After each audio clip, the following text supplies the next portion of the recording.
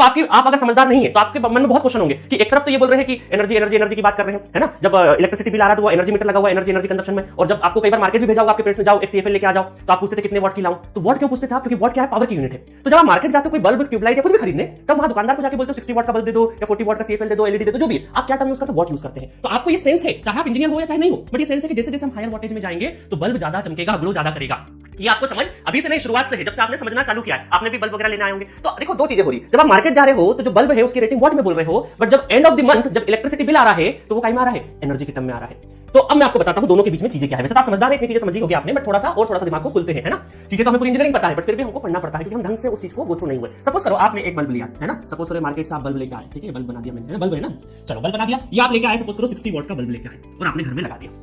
पढ़ाई करना चालू कर दी उस बल्ब के सहारे, आपने पढ़ाई करी और 1-2 घंटे हुए, अब क्या हो रहा है कि ये बल्ब चल रहा है 60 वॉट का, अब इसमें आपने मल्टीप्लाई किया, 1 घंटा पढ़ाई करी,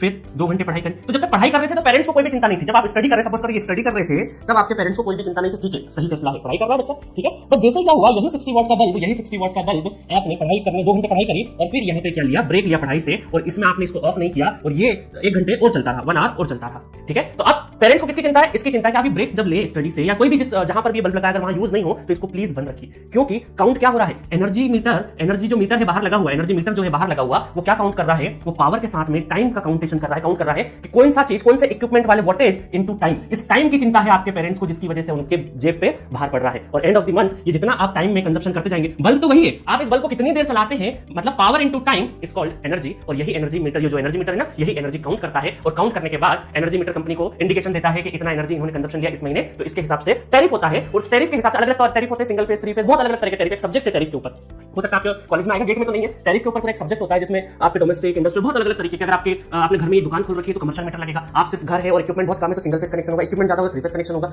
और 100 यूनिट से ऊपर की जलाए तो अलग टैरिफ लगेगा, 500 से ऊपर जलाए तो अलग टैरिफ लगेगा। तो इस तरह की सारी चीजें एक कैलकुलेशन के तहत होती है, ठीक है। तो आपके पेरेंट्स को किसकी चिंता है, इस समय की चिंता है कि जो बल्ब से प्रॉब्लम नहीं है, बल्ब कितने भी वॉट का हो बट वो ज्यादा देर तक नहीं चले, ठीक है। तो समझ आया पावर का मतलब क्या है, कि आपके घरों में जितना भी इलेक्ट्रिसिटी, जितने भी इलेक्ट्रिकल इक्विपमेंट है उसकी जो रेटिंग है वॉट में है, पावर रेटिंग है, और वो कितने समय के लिए चल रही है वो काउंट करता है आपका एनर्जी मीटर, क्योंकि power into time that is energy. समझ में आया। तो इसलिए प्लीज आप घर में जो भी जिस भी रूम में काम नहीं हो तो वहां पे इलेक्ट्रिसिटी फैन ये चलाना नहीं रखना, आपको चालू नहीं रखना है, क्योंकि उससे आपका क्या होगा, इलेक्ट्रिसिटी बिल कम आएगा। तो ये तो रही हमारी नॉन टेक स्टोरी।